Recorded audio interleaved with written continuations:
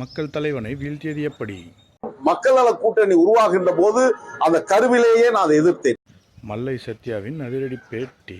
துவக்க நிலையை எதிர்த்தேன். வேண்டாம், இந்த முடியாத ஒன்றை நாம் தேவையில்லாமல் முயற்சி எடுக்க வேண்டாம் என்று சொன்னேன். 2016 சட்டமன்ற தேர்தலில் திமுகவோட கூட்டணி முடிவாக இருந்த நேரத்தில் உருவானதான் இந்த மக்கள் நல கூட்டணி. அப்போதைக்கு மக்கள் நல கூட்டணியோட முதல்வர் வேட்பாளராக திரு விஜயகாந்த் அவர்கள் அனௌன்ஸ் பண்ணாங்க. முதலில் ஏற்றுக்கொண்டவர் பின்பாடு கூட்டணி வைத்தார். போட்டியிட்ட அத்தனை பேரும் வைப்பு தொகை எழுந்தோம். புரட்சி கலைஞர் டாக்டர் கேப்டன் அவர்கள் முதல் சட்டமன்ற தேர்தலில் வெற்றி பெற்றால் இரண்டாவது எதிர்கட்சி தலைவராகினார். 3ஆம் முறை அவருக்கு என்ன எனக்கு யாருக்கு தெரியாது. இது இன்னொரு கட்சியோட மாஸ்டர் பிளான் அப்படிங்கிறது அந்த தேர்தல் முடிவில் தான் வெளிவந்தது. ஆனால் திராவிட முன்னேற்ற கூட்டணி சென்றிருந்தால் அவர் மீண்டும் அந்த எதிர்கட்சி வாய்ப்பை தக்க வைத்திருப்பார்.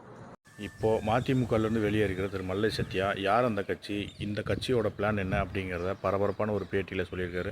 வெற்றிக்கு வாய்ப்பை இழந்ததற்கு பின்னால் நடைபெற்ற செயல்வீரர் கூட்டத்தில் காக்கைக்கு நோவு, மாட்டுக்கு நோவு, காக்கைக்கு கொண்டாட்டம் என்பதை போன்று 27 பேர் மதிமுக போட்டியிட்டு கடுமையான பொருட்செலவை இழந்து நாங்கள் தோல்வியை சேர்ந்து மனவேதனுடைய நாங்கள் உள்ளே சென்ற போது அங்கே கொண்டாட்டம் நடைபெற்றது, குதூகலம் ஏற்பட்டது, சாணக்கியதனம் வெற்றி பெற்றது என்று சொன்னார்கள். அது என்ன சாணக்கியம் என்று சொன்னால், அங்கே சொல்லாடப்பட்ட ஒற்றை வார்த்தை, ஒரு கல்லில் 2 மாங்காய்.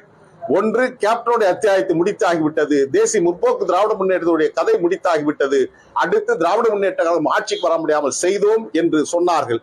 எனவே மேலும் பல தகவலை தெரிந்து கொள்ள மறக்காம நம்ம சேனலை லைக் பண்ணுங்க, ஷேர் பண்ணுங்க, சப்ஸ்கிரைப் பண்ணுங்க, அண்ட் ஃபாலோ பண்ணுங்க. நன்றி.